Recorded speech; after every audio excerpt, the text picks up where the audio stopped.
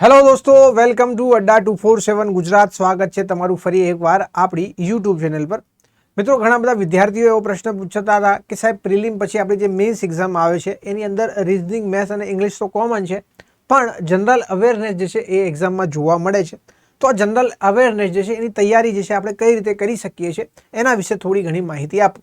તો આજનો જે વિડીયો છે એની અંદર હું તમને એ જ કહીશ કે બેંકની અંદર જે જનરલ અવેરનેસ પૂછાય છે એની અંદર તમારે ખાસ કયા કયા ટોપિક કરવાના છે અને ખાસ હું તમને જણાવીશ કે ક્યાંથી કરવાના છે. ઠીક છે? તો બેંકની તમે જો તૈયારી કરતા હોય તો આ વિડીયો તમારી માટે સ્પેશિયલ છે કે ભાઈ એસબીઆઈ પીઓની હું વાત કરું, હમણાં આઈબીપીએસ પીઓ જે છે એની પણ મેન્સ એક્ઝામ આવવાની છે. તો આ બધાનું જનરલ અવેરનેસ જે છે એ તમે એક જ જગ્યાએથી એક વખત વાંચશો તો તમારું જે છે કામ થઈ જશે. એની અંદરથી પ્રશ્નો પૂછાય છે. જનરલી હું વાત કરું તો બેન્કિંગ એક્ઝામની અંદર કરંટ અફેર ઉપર વધારે ભાર આપવામાં આવે છે.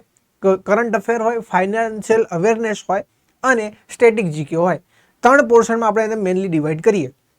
કરંટ અફેરની અંદર તમને મોટી મોટી સમિટો પૂછાઈ શકે, જેમ કે G20 ક્યાં થઈ, આવી પ્રશ્નો પૂછાય છે. ફાઇનાન્શિયલ અવેરનેસની અંદર બેન્કિંગની ટર્મિનોલોજી સાથે સંકળાયેલી વસ્તુ હોય એ તમને પૂછી શકે, જેમ કે તમને પૂછે અત્યારે રેપો રેટ કેટલો ચાલે છે, રિવર્સ રેપો રેટ કેટલો ચાલે છે, માર્જિન સ્ટેન્ડિંગ ફેસિલિટીને શું કહેવાય, આવું બધું પૂછે. અને એની માટે તમારું થોડુંક સ્ટેટિક સારું હોવું જોઈએ, થોડીક ઇકોનોમી તમે વાંચેલી હોવી જોઈએ. તે ક્યાંથી વાંચવાની છે, કઈ એક ચોપડી તમને વાંચશો તો એની અંદર બધું કવર થઈ જાય, એની હું સંપૂર્ણ ચર્ચા કરીશ. ઠીક છે? તો સૌથી પહેલાં હું વાત કરું તો આપણે એનો સિલેબસ જોઈ લઈએ. તો અહીંયા તમારી જે એક્ઝામ છે, બરોબર, એની અંદર તમારા જેટલા પણ પ્રશ્નો આવવાના છે, 50 પ્રશ્નો આવવાના છે. એની અંદર આ એનો સિલેબસ છે, બરોબર. જેમ કે તમે અહીંયા જોઈ શકો છો, જનરલ ફાઇનાન્શિયલ અવેરનેસ એનો સિલેબસ. એની હું વાત કરું તો કરંટ અફેર જે છે તમારું એ તમારું ખાસ કરીને પૂછાય છે. ઓકે?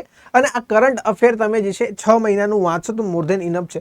ક્યાંથી વાંચવાનું છે? તો અહીંયા કરંટ અફેર જે છે તમે આપણી અડ્ડાની જે વેબસાઇટ છે ત્યાં જશો તો તમને મંથલી કરંટ અફેર ઇંગ્લિશમાં મળી જશે. અને અહીંયા ઇંગ્લિશ અને હિન્દી જે છે એની પીડીએફ પણ તમને મળી જશે, તો ત્યાંથી તમે ડાઉનલોડ કરી શકો છો. અહીંયા વાત કરું તો બેન્કિંગ ઇન્ડસ્ટ્રીની અંદર જેટલી પણ ન્યૂઝ હોય, જેમ કે તમને એવું પૂછે એસબીઆઈ જે છે એનું હેડક્વાર્ટર કઈ જગ્યાએ છે, તો એવા બધા પ્રશ્નો આની અંદરથી પૂછાય છે. એવોર્ડ કોઈને મળ્યો હોય, કોઈ પુસ્તક માટેનો એવોર્ડ હોય, બુકર પ્રાઇઝ હોય, પછી અલગ અલગ પ્રકારના જે એવોર્ડ મળે છે એ તમને અહીંયા પૂછે છે. લેટેસ્ટ અપોઇન્ટમેન્ટ થયો, ધારો કે હમણાં સીએજી જે છે આપણા ચેન્જ થયા, અથવા તો ચીફ ઓફ આર્મી સ્ટાફ આ ચેન્જ થયા હોય, તો આ બધાના પ્રશ્નો અહીંયા પૂછાય. ઓર્બિચ્યુઅરનો મતલબ એવો થાય કે કોઈનું મરણ થઈ ગયું હોય, કોઈ ફેમસ વ્યક્તિ હોય એમનું મરણ થઈ ગયું હોય તો એના પ્રશ્નો પૂછાય છે. અને ગુજરાત આપણી શું કે સ્ટેટ ગવર્મેન્ટની અને સેન્ટ્રલ ગવર્મેન્ટની બંનેની જે સ્કીમો ચાલતી હોય, અને સ્પોર્ટ્સમાં વાત કરીએ તો ખાસ કરીને ટેનિસમાંથી પ્રશ્નો વધારે પૂછાય છે. આ સિવાય તમારા જે F1 રેસ આવે છે, બરોબર, એના પ્રશ્નો વધારે પૂછાય છે. ફૂટબોલના પ્રશ્નો વધારે પૂછાય. અને આ વખતે 2023 વર્લ્ડ કપનું આયોજન ભારતમાં થવાનું છે, તો 100% ભારતની અંદરથી ક્રિકેટના પ્રશ્નો જે છે પૂછાશે. ઓકે? તો આ એનો સિલેબસ છે.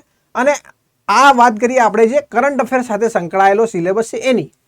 આની હું વાત કરું તો સ્ટેટિક જીકે તમારે વાંચવું પડશે કે ભાઈ કઈ કન્ટ્રી છે, એનું કેપિટલ શું છે. કેપિટલનો મતલબ એવો થાય, તમને પૂછશે બાંગ્લાદેશની કરન્સી છે એનું નામ શું છે, અથવા તો તમને એવું પૂછી નાખે કે ભાઈ જાપાન છે એની કરન્સીનું નામ શું છે, અથવા તો એના કેપિટલ એટલે કે એની રાજધાની જે છે એનું નામ શું છે. તો કન્ટ્રી અને કેપિટલ તમારે ખાસ કરવાના છે. હવે જનરલી શું થાય કે તમે કરંટ અફેર વાંચો ને એટલે એની સાથે સાથે આ બધું તમને થઈ જાય. ઓકે? સ્ટેટિક જે છે એને 2 રીતે તમે કરી શકો, એક તો કરંટ સાથે, અથવા તો પહેલાં તમે સ્ટેટિક પતાવી દો, પછી કરંટ વાંચશો એટલે ધીમે ધીમે એ એની સાથે સાથે તૈયાર થતું રહેશે. ઓકે? યસ. ચલો, તો અહીંયા વાત કરીએ આપણે હેડક્વાર્ટર ઓફ ફાઇનાન્શિયલ ઓર્ગેનાઇઝેશન. ધારો કે IMF જે છે, બરોબર, તો IMFના વડા કોણ છે એવું તમને પૂછે. હમણાં IMFના વડા જે ક્રિસ્ટિયન લેગાર્દે આપણે ત્યાં આવ્યા છે, તો એનું તમને પ્રશ્ન પૂછાઈ શકે. અથવા તો વર્લ્ડ બેંક છે એની ઉત્પત્તિ કઈ રીતે થઈ, બરોબર છે, આ બધું તમને પૂછે.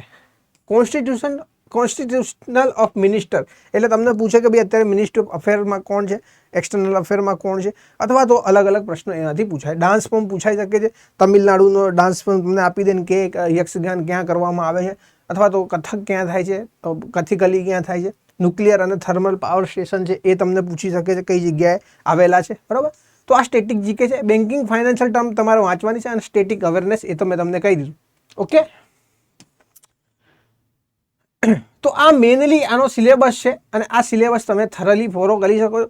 તમે સર્ચ કરશો કેપ્સ્યુલ, જીકે કેપ્સ્યુલ બાય અડ્ડા 247, તો તમને એપ્લિકેશન પર આપણી મળી જશે. એ એપ્લિકેશન પરથી તમે એ PDF ડાઉનલોડ કરી લેજો. એની અંદર આ બધા ટોપિક જે છે સ્ટેટિક સાથે કરંટ સાથે આપણે કવર કરાયેલા છે. તો આપણી અડ્ડાની વેબસાઇટ પર અને આપણી એપ્લિકેશન બંને જગ્યાએ તમને અવેલેબલ છે. તો એટલું વાંચશો તો તમે આરામથી સારા એવા સ્કોર કરી શકશો. મુખ્ય ભાગ તમારો કરંટ અફેરનો હોય છે. ડેઇલી કરંટ અફેર તમે જો વાંચવા માંગતા હોય તો આ વિડીયો જે છે એનું ડિસ્ક્રિપ્શન હશે, એની અંદર એક લિંક આપેલી હશે. એના ઉપર તમે ક્લિક કરશો એટલે એપ્લિકેશન ઉપર લઈ જશે તમને. આપણી અડ્ડા 247ની એપ્લિકેશન છે એ તમારે ડાઉનલોડ કરી લેવાની અને એની અંદર કરંટ અફેરના સેક્શનમાં તમને ડેઇલી કરંટ અફેર પણ મળે છે અને સાથે સાથે એની ક્વિઝ પણ મળે છે. તમારું ડેઇલી કરંટ અફેર ત્યાંથી થઈ જશે અને મંથલી મેગઝીન જે છે હર મહિને પણ મળી જાય છે. ઠીક છે. તો આઈ હોપ કે તમને આ વિડીયોમાં ઘણું બધું જાણવા મળ્યું હશે અને તમને થોડી ઘણો પ્રકાશ પડ્યો હશે કે તમારે જો બેન્કિંગની તૈયારી કરવી હોય, બેન્કિંગ અવેરનેસની, તો ક્યાંથી કરવી, શું વાંચવું. ઓકે, આ વિડીયોને આપણે અહીંયા સુધી રાખીએ છીએ. મળીશું બીજા વિડીયોમાં. ત્યાં સુધી આવજો. સબસ્ક્રાઇબ કરવાનું આપણી ચેનલને ભૂલતા નહીં. આપણે આવા વિડીયો લાવતા રહીએ છીએ. અને તમારા મનમાં કોઈ પણ પ્રશ્નો હોય તો તમે વિડીયોના નીચે કમેન્ટ કરીને મને પૂછી શકો છો. ઠીક છે. મળીએ છીએ. Bye bye. Take care and જય હિન્દ.